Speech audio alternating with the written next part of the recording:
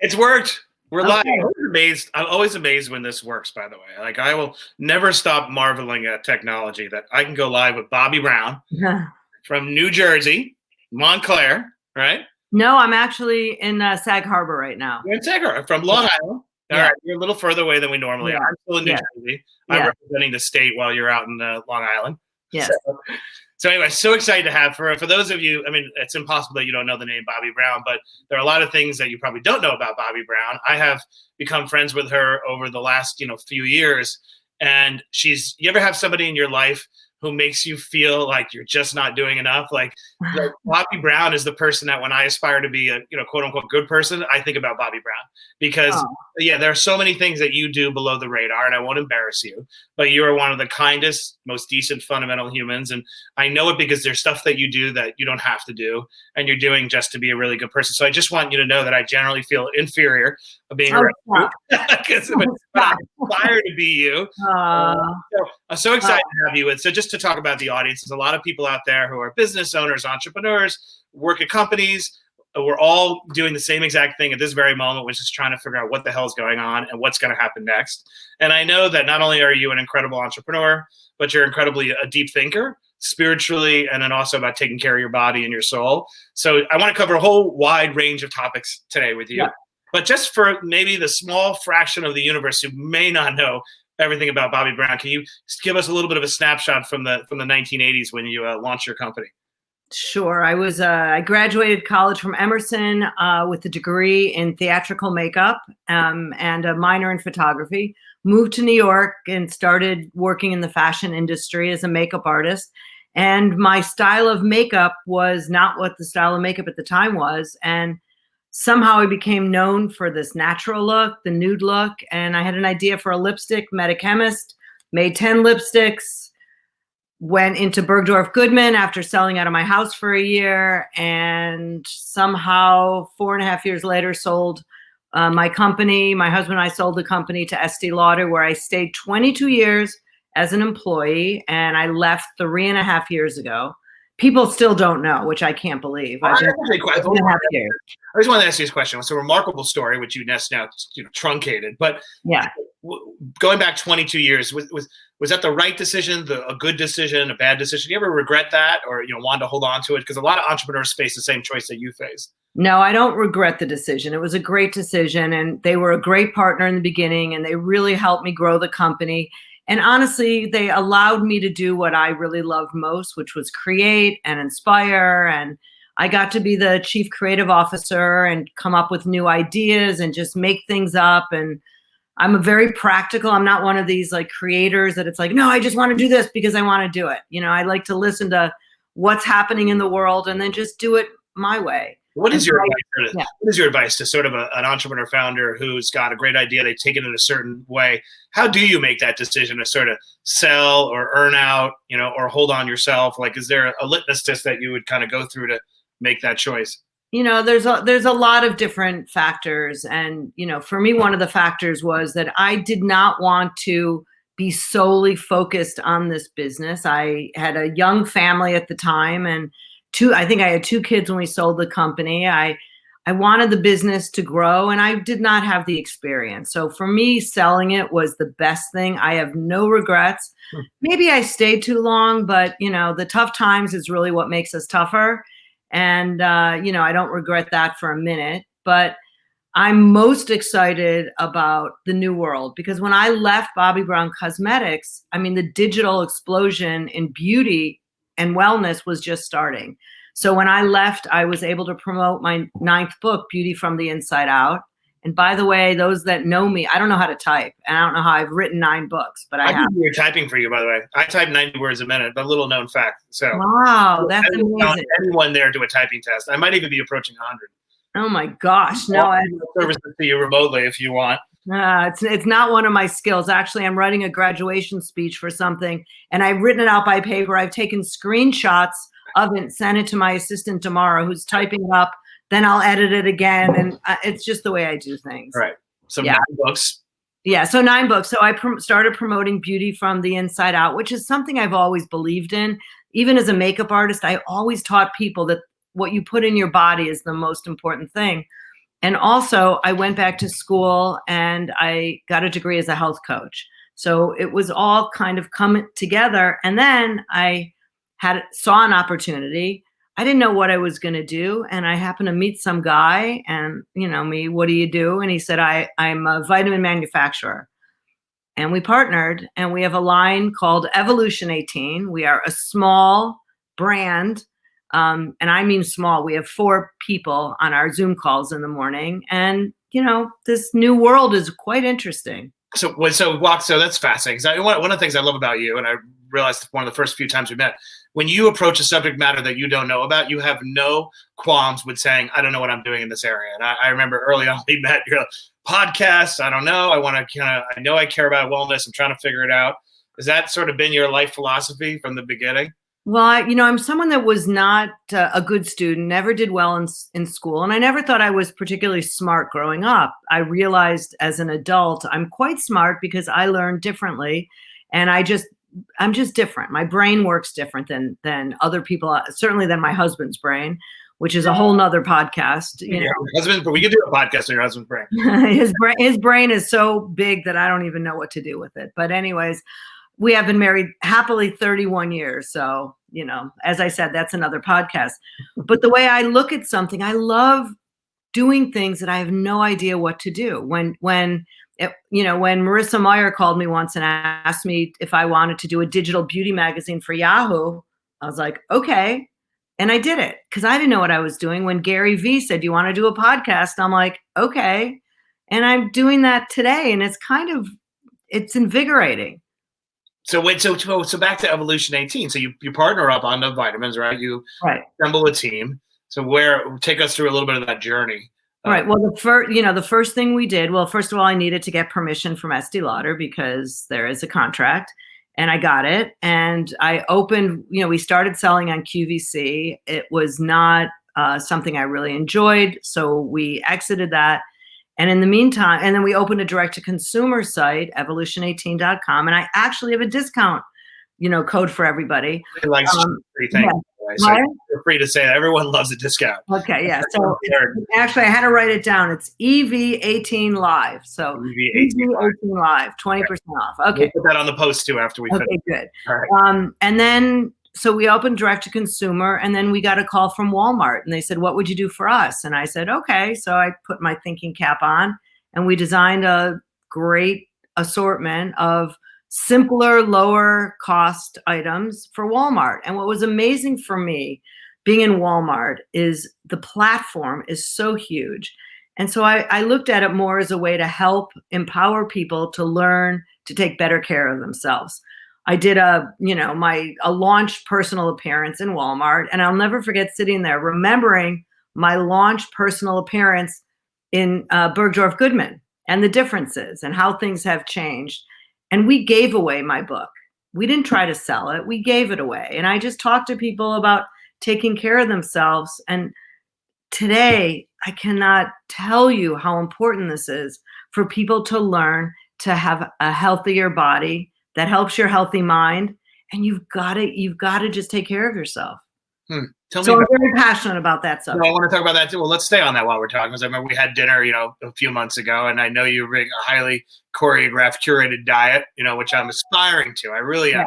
Yeah. Actually, I've tried to hack this, crisis in quarantine. I'm eating only the same things every single meal, which I know you'd probably say is a terrible thing to do, but at least it ensures that I stay on track. But what is the perfect, diet from inside out? Well, everyone's different, number one. So everyone is completely different. And I am one that I've tried keto and paleo, and I mean, literally name it, the vegetable only diet. I've done it all. What works for me most is having things in moderation, not eating food that grows in the ground, primarily fruits and vegetables, clean proteins, healthy fat. And you know what? 10%. All right, are in quarantine, 20% of my diet, consists of Tito's. What can I say? And some sourdough bread that my oldest son, Dylan, made me. And you know what? I've learned that if I'm not like worried about what I'm eating and feel bad about it, it processes my body better. And I could be a little bit more relaxed. My Lululemons make me think I'm still the same weight, but there's other things to worry about in this day and age, things that we were worried about before that don't really matter. The psychological question. So I've always had a tortured relationship with food. Goes back to all sorts of child issues, mommy issues, whatever. So for me, it's been incidents of binging, which I've always struggled with, and then getting on better now. But for me, denying myself like an indulgent, gyro for those who don't know how to pronounce it properly, or like it actually feels like I'm being oppressed. Like Right. hard. And if I'm in the right state of mind and I put it on autopilot where I automate decision making and I don't get a choice, it's okay. But does it feel like torture for you to eat that, austere diet? Like how do you? It doesn't, because I really believe that the choices you make, your lifestyle choices, when they become part of your habit and not hard. Like I tried so hard to give up half and half in my morning espresso. I've tried to give up my morning espresso. I'm miserable when I don't drink coffee. I'm miserable when I don't have, a cocktail at night. And you know what? What is wrong with the cap full of half and half? Just because people out there say you shouldn't have dairy, guess what? It's fine. So I make the right choices for me. And it's been a journey, Matt, because I was someone that grew up on like the diet mentality. And so what does, a short girl that always dieted her way to health and beauty do? She goes in the fashion industry. And I show up and there's, everywhere there's Cindy and Linda and Christy supermodels that are freaks of nature. And you know what? I can't starve myself down to being that body type. So I chose to be the healthiest version of myself. And you know what? I feel really good in my skin and I'm comfortable. And I know it's very Pavlov's dog. I know if I'm going to eat that processed cake, cookie, something, I'm not going to feel good. Right. But if I eat something in a healthier way, and you know what? I know if I'm going to eat those French fries off my friend's plate with my martini, I'm not going to feel good the next day. But guess what? Some days I choose to do it. Isn't that the key to all of it, though, is to really link the short-term decision with the long-term pain or benefit, right? That's the hardest part about food. They seem a little disassociated with the consequence because it's a lagging indicator, right? You don't feel it until, down the road. Like, wait a minute, I just ate all that deep fried crap and that's why I feel bad. Yeah. But it takes a little bit of reflection in order to be able to do that. Yes, you have to realize, the thing is like, oh, that doesn't feel good. Okay, I'm not going to do it. Or that doesn't feel good, but it's worth doing. Right. So I've also learned that if I fill my body with high fiber, and that's like, I don't care. I eat GG crackers, gluten-free. They fill me up like crazy. There's other things with high fiber. So I do some prebiotic things that are then you know what? I'm full and I'm not starving. If I try to eat like protein and fat, it doesn't fill me up. Like I cannot just have a handful of nuts and fill me up. I go for the high fiber stuff. I'm full, and that's the end of it. Yeah, that's been my big hack. I've been like my breakfast is egg whites and turkey, and and spinach, and then lunch is always the same sort of bowl of low carb with vegetables, chicken, and then dinner's a vegetable stew, which the fiber fills me up. But your breakfast is lacking fiber, dude. Well, hold on. I have spinach and tomato is in my breakfast. No, count the fiber. It's not enough to fill you up. Starving by lunch. Shit, I love those things, even though they're all sugar. Those fiber, like those fiber gummies, I have those. Well, count up the fiber and then you'll know. No, it's worth doing it one day. Count up how much fiber. Instead of counting calories or fat, count the fiber and just see if you're doing enough. And, you'll know what fiber fills you. And the good thing about fiber, when you drink water with it, you get full. And number two, you wake up in the morning and, it all goes out. No, we got it. I had a question for you. So you just had a birthday the other day. I'm not going to Yes. How old are you? But happy birthday. Thank you. Quarantine. And Yeah. you look ridiculously great. Like, I mean, we'll just leave it at that. I don't know if it's the skin or if it's the food or. I don't know, but I'm 63 years old and I say it and I'm like, oh my God, I cannot believe I'm going to have to sing that Paul McCartney song, the Beatles song next year when I'm 64. Anyways, you know what? Is that all from the inside out or are you taking some kind of cream or? No, well, I think a lot of it is from the inside out. I think a lot of it, are good genes. My dad looks amazing at 85. But I also think the lifestyle definitely helps. And, I did put, apricot kernel oil on this morning because I'm so dry. Mm-hmm. I am so dry. I can't even tell you being home. And I did put a little bit of makeup on. and just enough. Fantastic. I have a question for you. Going back to sort of launching, evolution a bit, and I think a lot of entrepreneurs face this question. I've talked to Gary Vee about it, right? You're trying to stay focused and execute well what you have on your plate, but you are a person of a lot of talents, a lot of opportunities, and you seem to be very open-minded to go in different directions. Some of them are disparate. So how do you choose to do like the George Hotel? You own your own hotel, and then you have your own DTC beauty line, and you have your own podcast. Like, when is enough too much? Like, how do you approach discipline and focus and creativity? Well, I cannot improve on my focus. I'm not a very focused person, but I use that in my benefit.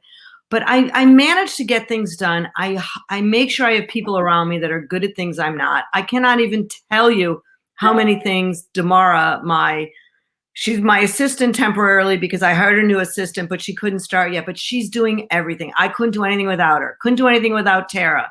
I could name, 4 or 5 other people that are doing a lot of different things. And guess what? Everyone is really nice. And that's really important to me. Talented, nice, and we're nimble. Like, we don't spend a lot of money. We don't waste a lot of money. And we just figure it out and get it done. And if it doesn't work, we talk about it. Say, okay, that didn't work. Right. So I right now I'm really lucky. I right now in my home have with me 2 of my sons. I have a nephew, I have a son's girlfriend, and one of my sons is doing all of our digital marketing and digital ads on Evolution 18. So this afternoon he said to me, Mom, you're sitting down and we're going to do some Facebook Lives and I'm turning them into ads. I said, okay. Look at that. You're Gary Vaynerchuk in your house, right? You have your own. Yeah. And is there a standard that you're trying to meet? I mean, you've reached the pinnacle of success in all these different areas. You have 9 books. Is there a meta goal now at this point, or are you? No, it's what I love to do. My husband's lucky. Besides all of his businesses, and he's an incredible entrepreneur businessman. He has golf 4 hours a day. If he can, he'll go on a golf course. I have friends that play, I don't even know what it is, Kaluki or bridge. I don't know what they do. I don't do that. I don't golf. My hobby is creating things and working with people and being open and just experiencing new things. Like, I love meeting people. You and I met in 2 seconds. We're in love. Yeah. So we became friends, and, you're very similar to me. And I begged you to come on my podcast, and now I know so much about you. I know it's like hard now to talk since we know everything about each other. But so the bottom line is you're expressing yourself, right? And what advice would you have to entrepreneurs out there who are trying to figure out, like, do you think you need to go all in and quit your job in order to pursue your dream, or can you hedge, do both at the same time? Well, it depends, and everyone has different situations. First of all, I'm very practical. You have to be able to pay your mortgage, pay your rent, buy food. And that's the most important thing. So if you are, miserable in a job and making so much money and you've saved it up, go ahead, take a chance and try it. But your situation. And I'm not someone that believes in, taking money to invest in different things before I'm ready. So, Bobbi Brown Cosmetics, we didn't take any investments. We did it ourselves with 2 partners. And Evolution 18, we don't have any investors. And, people have asked. And you know what? I don't believe in spending a lot of money. So my advice to people at home is there's so many crafty, interesting ways to get the word out. Don't waste money you don't have until you have a viable business. And I'm sure at some point, and you have to scale and all these fancy words. But make sure that you have your feet on the ground first. Well, that's a great point, because I've talked to Kevin O'Leary and Robert Herjavec about this topic. A lot of the money is obviously dried up, right? And and if people are writing checks, they're looking for egregious terms, and so. But you would say it's probably not such a bad thing, right? Like, go back to basics and be able to bootstrap. I never lost the basics. By the way, for example, so I remember I want to write a check, and you were like, no. So you have a product. Okay, the most important thing, guys, you have a product. Make sure people like it. Make sure you love it. Make sure you believe in it. Okay. So you're like, all right, how do I produce it? How much does it cost? Do I have money for it? Okay. Now, how do I sell it? How do I tell people about it? How do I get it out there? When I started the cosmetics company, there was no way to get the information out except editorially. So I did a lot of magazines, press, and I became the beauty editor of the Today Show. I was that for 14 years. I never got paid, never got a nickel. Jeff Zucker hired me, but once a month I'd go on and teach and never push my products, but that got the word out. Now I'm on LinkedIn, I'm on Instagram, I've tweeted, I've Twittered. I don't even know what I'm doing anymore. You get, it's a community and you get the words out. Well, that's actually great. Just to stay with that, you said something really interesting, that you did the Today Show for 14 years without getting paid, right? I find that sometimes, especially, younger generation can be a little too transactional, like, but where's my comp? Like, I assume you don't look at that as a bad decision that you spent 14 years on the Today Show. Can you sort of break down how that netted out in retrospect? Without getting a dollar of comp. Well, it was a gift, first of all. And it came, like, things come to me in this very weird way. I was on a book tour of my first book, and I was at Neiman Marcus doing some kind of a talk, and no one was listening to me. I'll never forget it. But at the end, I said, are there any questions? And this really sweet lady in the back of the room, she must have been, 4'8" or something, red hair. She said, honey, I just love you. And I said, thank you. And she said, I'd been on the Today Show once. And she said, are you Jewish? And I said, yeah, I am. And she said, as a Jewish girl, you've done so much. Is there anything else you'd want to do? I've seen you on the Today Show. And all of a sudden I said, I'd like to be a regular on the Today Show. And she said, oh, Jeff Zucker is my grandson. No. And Monday morning, Grandma Barbara got me on the Today Show. Good story. So along the way, though, on the Today Show, in probably year 5, I would imagine you would have had leverage to ask for comp or whatever, but you didn't. You just sort of stayed on the show, and because in a bigger way, right? Yeah. I mean, I kind of argued a lot about, can I do something other than makeovers? Can I, and I was very pigeonholed into just doing makeup. Sometimes I would say, can I just bring teachers on and follow them around, and can I do cooking segments? And, I didn't get to do that, but I did have this amazing platform, and they were really good to me. And it just really helped me get the messaging out there. And, not everyone cannot get on, morning TV. It's not easy, but, YouTube, there's so many things. I love this topic. It's a message I give to young people all the time asking me for advice, is that effort is a leading indicator and compensation and recognition is a lagging indicator. And there's going to be a delta between those two. It's going to take time for your effort to be rewarded and recognized. But if you think big picture and you believe in your ability to both leverage and extract value from everything you do, you don't have to worry about it. So people worry about it way too much. Like, oh, I've done this, and now, where's my bump up, or where's my title change? And sometimes I'm like, honestly, like, you should always be intentional about your life and know that you have a vision for how you're going to extract value from everything you do, so that you're not dependent on the recognition necessarily, right? Like, and just, I love your Today Show look, because you clearly had a vision about how it was going to play out. You didn't worry about the small stuff. No, I didn't. And I never did have the discussion. I did get a title, though. I became the beauty editor of the Today Show. And here we are talking about it years later. Right, so that was pretty cool. I have some questions. Let's go deep, right? So I have Jacqueline Reinish. So what are your top 5 recommendations these days to launch a new product? And how has that changed from back in the day? Well, they haven't changed a lot, guys. That's the thing. The first, 5 things off the cuff of my head is, make sure you have something that is better than anything else out there. If it's not something invented, reinvented in a better way, and make sure that you can produce it.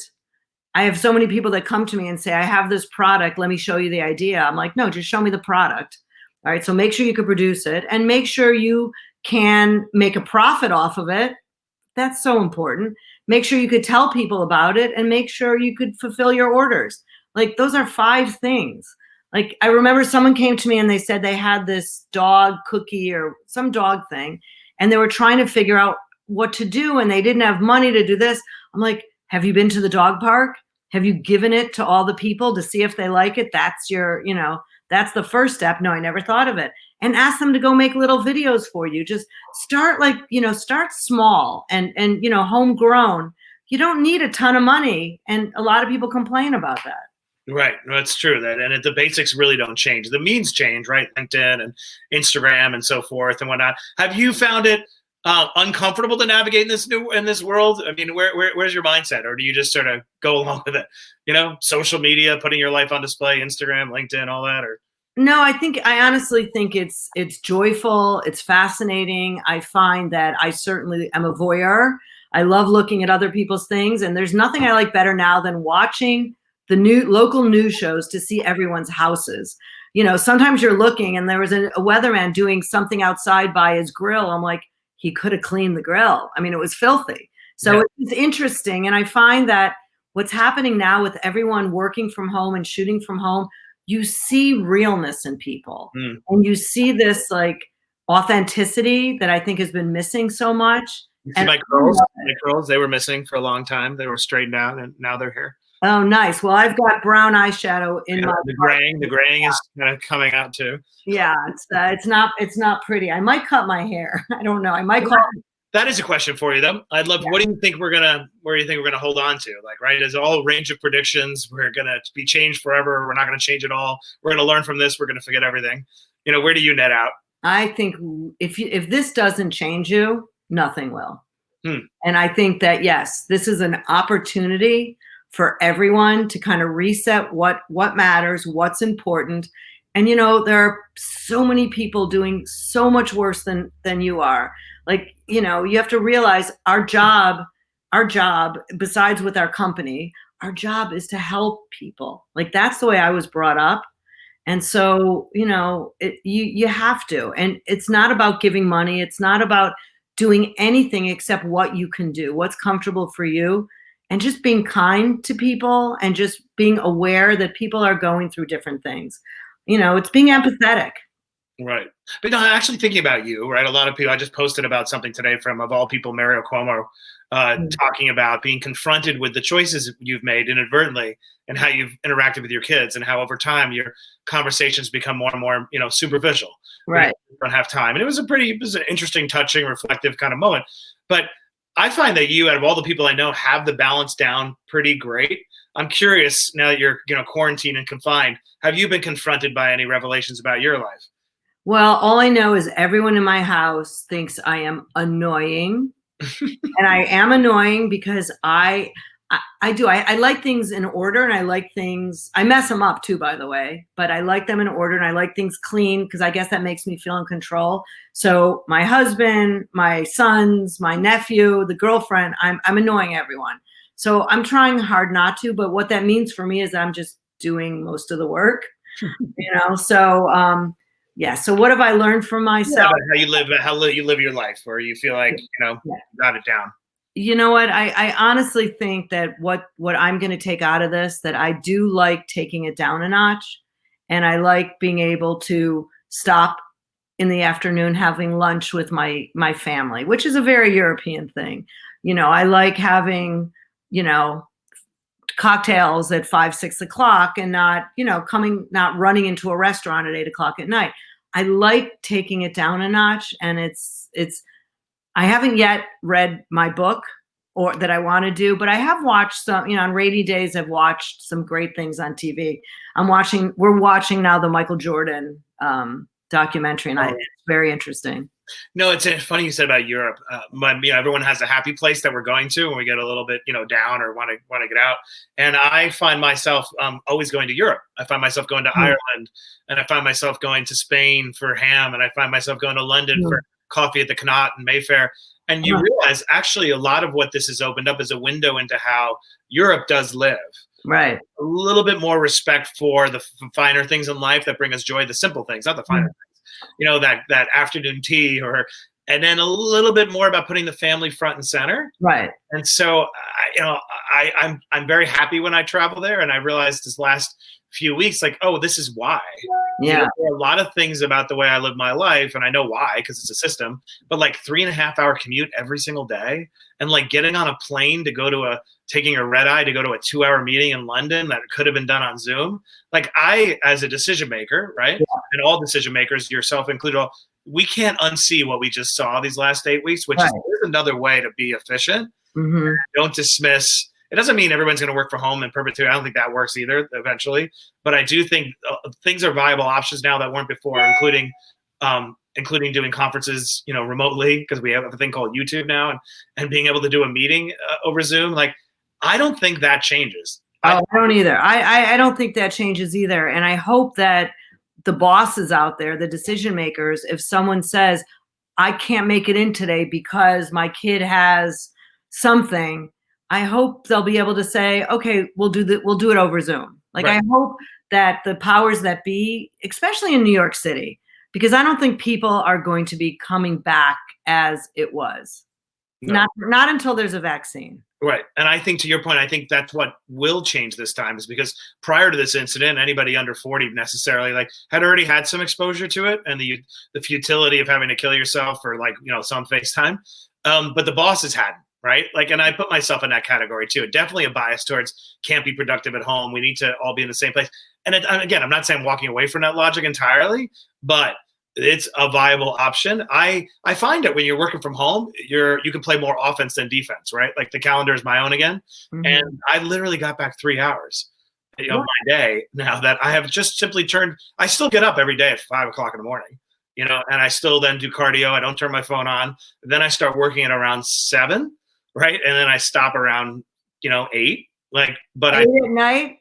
Yeah, 8 at night. Yeah. But in between, my little boy comes in and says, Dad, can I get your advice on a paper I'm doing? Right. You know what? That is, I would give away anything to be able to have more of those little moments that I've had. And plus, I get to hang out with my best friend all day, Sarah. So, I don't think, again, I don't know where utopia and nirvana lie, but it's definitely closer to where we are now than where we were before.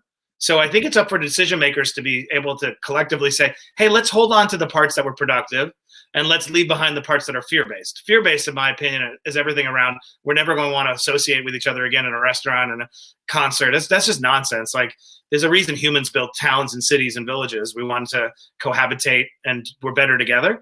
So those things, I think, dissipate when we have a vaccine and treatment and antibodies. But I think we hold on to the optimizations, at least I hope. But if we keep having these conversations, then it becomes contagious, right? I can't use that word anymore. It becomes infectious. Can't use that word anymore. It becomes a movement. Right. And I think it will. I have a lot of friends who are kind of, they just happen to be heads of different industries, the commissioner of Major League Soccer, and just all these super, super smart guys.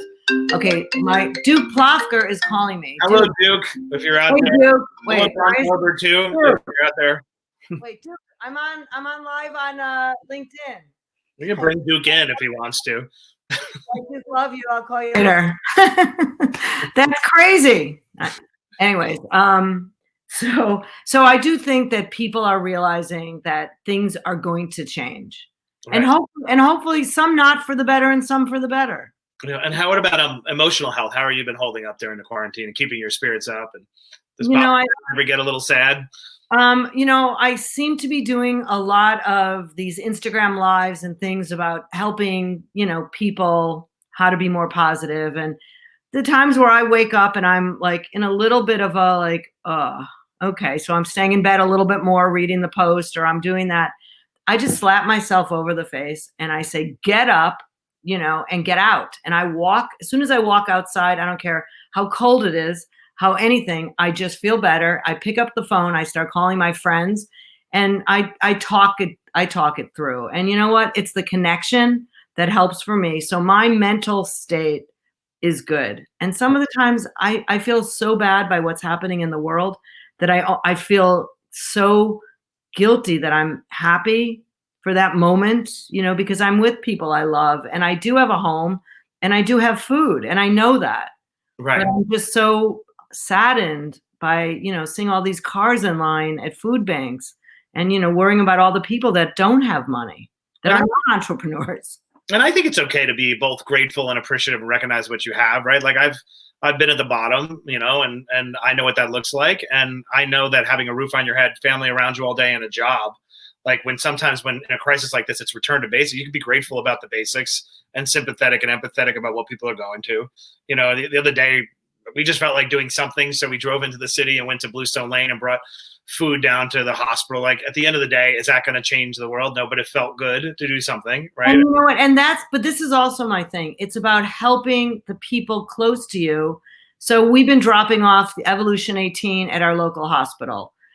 And, for the nurses and doctors that are working all night. And we found out that they were not having food. So someone in my town organized a way that people could go on GoFundMe, and we can support the local restaurants by giving money that will, every night, a different restaurant will make food for the doctors and nurses. So And again, it's Montclair, New Jersey. It's a small, amazing community, and we've made a difference. Like, I can't go into the, food bank of New York and New Jersey, but I've made a difference in my town. You made a difference in what you did. And that if more people do that, pay it forward, our world is a much better place. I agree. Why don't we end with the question on the industry from Alicia Scarborough? She asked, how should the beauty industry respond in a post-pandemic world? Like, what does beauty and fashion look like after this is all done? And I don't know if you have a crystal ball. Yeah. I don't have a crystal ball, but I could only imagine that people are going to want things that are simple and authentic and are not over marketed and certainly not over packaged. And it's a lot of companies are going to have to do a lot of shifting to get to that point. And I think that a lot of the designers who are out there who have done the most beautiful, amazing, incredible clothes, and the designers that have done like the funkiest, weirdest clothes, they've got to take a good look at themselves and say, all right, what do people want? I'm sorry, we want navy black sweaters. We want, things that are comfortable. And if you could reinvent how you're doing things, I think you'll be successful. All right, last topic, important to me. You and I, we had a nice double date a few months back. Oh. All right, and I'm always passionately talking about, my wife, Sarah. And Sarah, yes. My force multiplier, and you have a great relationship, right? And you guys seem to genuinely enjoy each other and have fun and connect. And I'm just curious, a lot of people, the quarantine has revealed a lot of things about our relationships, some of the things that are broken, some of the things that are working. What's it been like for you two?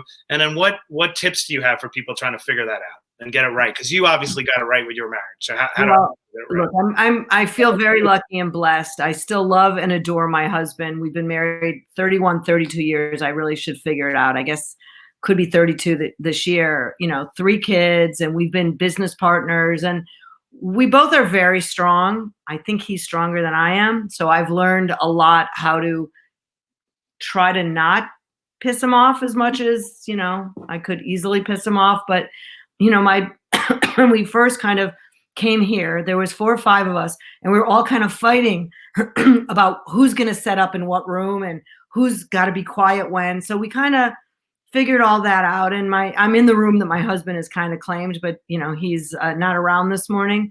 So my advice to everyone out there is just, try to figure it out. Remember why you fell in love, and just try to have meaningful conversations about what's going on. Be open, be honest, and just try to work it out and ask the questions. What am I doing that's upsetting you? What am I pissing you off? What could I do better? I know, Stephen, I know you're not listening. And if you were listening, you would tell me to get off my device and pay more attention. And I will try. I am trying. That's great. No, I love that advice. And I kind of feel like, you want to try to be with a partner who's going to unleash your potential rather than pull you back down to earth.